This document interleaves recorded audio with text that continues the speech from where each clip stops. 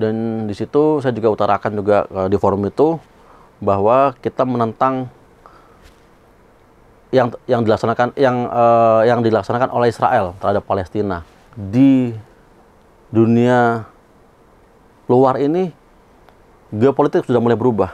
Yang awalnya di Amerika sudah bergeser ke udah mau ke arah China, dan juga kita di sini bisa main momentum. Makanya saat kemarin kita sebagai keketuaan AIPA, kita juga dorong agar kita juga sebagai negara ASEAN ini bisa bersama-sama dalam hal mendorong perubahan iklim juga. Setelah saya masuk di dalam DPR, dengan kepemimpinan perempuan ini, biasanya lebih peduli hal-hal yang kecil. Dan mereka, saya yakin, membawa suatu perubahan bagi institusi itu.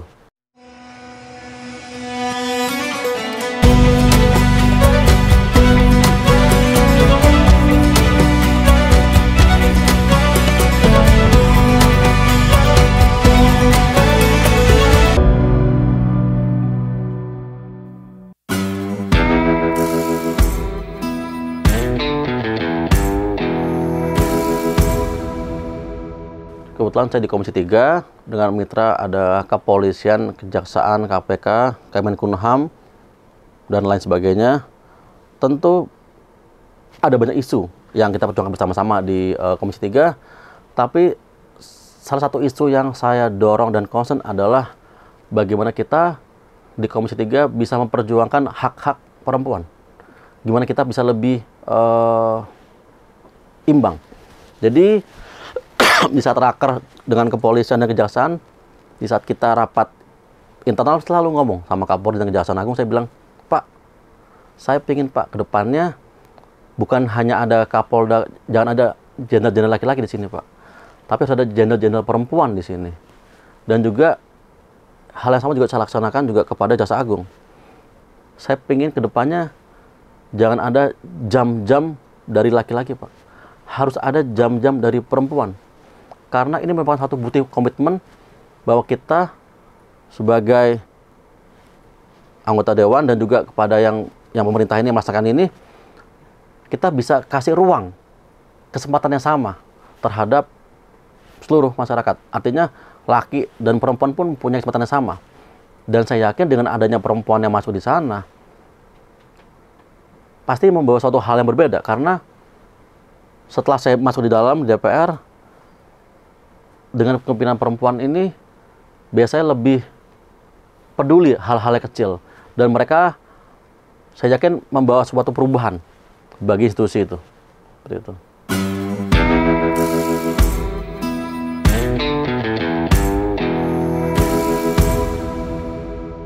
Jadi, kebetulan saya juga diberi amanah sebagai Wakil Ketua BKSAP.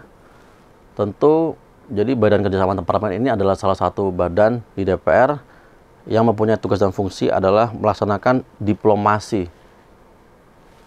Jadi selain di pemerintahan juga, kita di DPR pun melaksanakan seperti itu. Dan tahun 2019 ini, kita ada lebih dari 100 GKSB, yaitu grup kerjasama bilateral. Yang nanti tugasnya mereka adalah mereka melaksanakan diplomasi di berbagai macam negara. Dan tentunya, kebetulan pas saya masuk ini banyak event. Contohnya tahun lalu kita ada agenda namanya IPU di Bali. Di situ karena kita sebagai host keketuaannya, kita memperjuangkan bahwa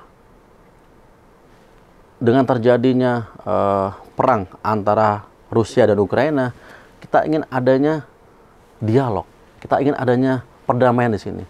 Jadi di sana setelah itu muncullah ada kesepakatan. Saya lupa kesempatannya apa.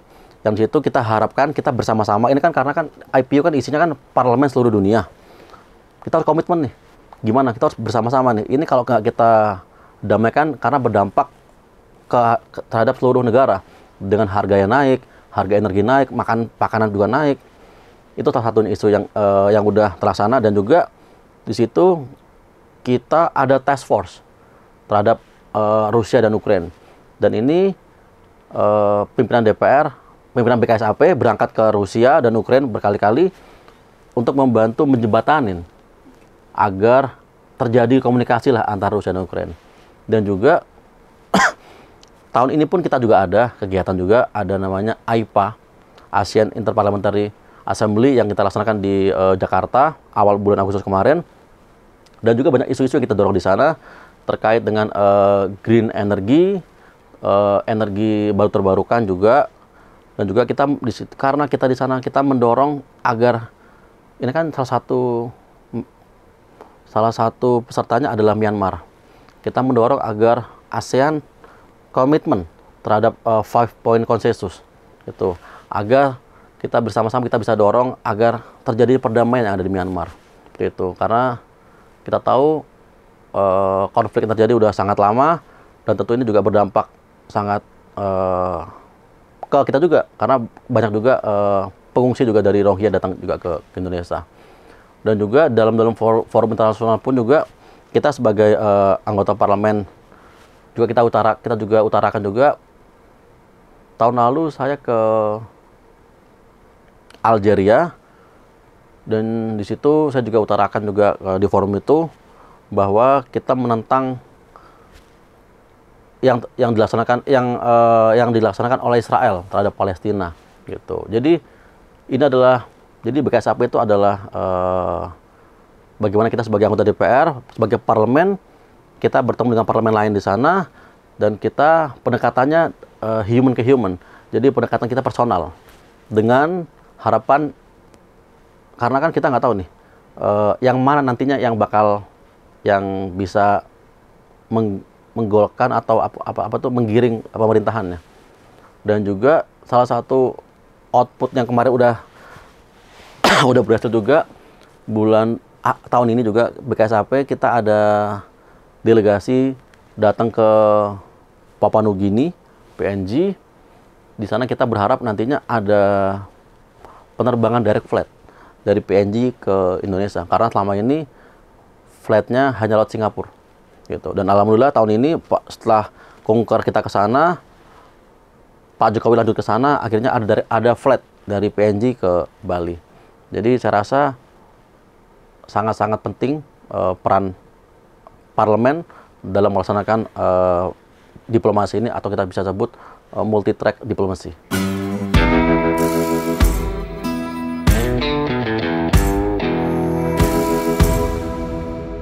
Tentu dalam pelaksanaan kemarin AIPA, kita mendorong juga agar kita AIPA harus bisa bersatu bersama-sama. Karena ASEAN itu ada lebih dari 600 juta penduduknya. Dan ini bisa menjadi market besar bagi kita semua kalau kita bisa bersatu. Karena kita lihat sekarang di dunia luar ini, geopolitik sudah mulai berubah. Yang awalnya di Amerika sudah bergeser ke udah mau ke arah China, dan juga kita di sini bisa main momentum.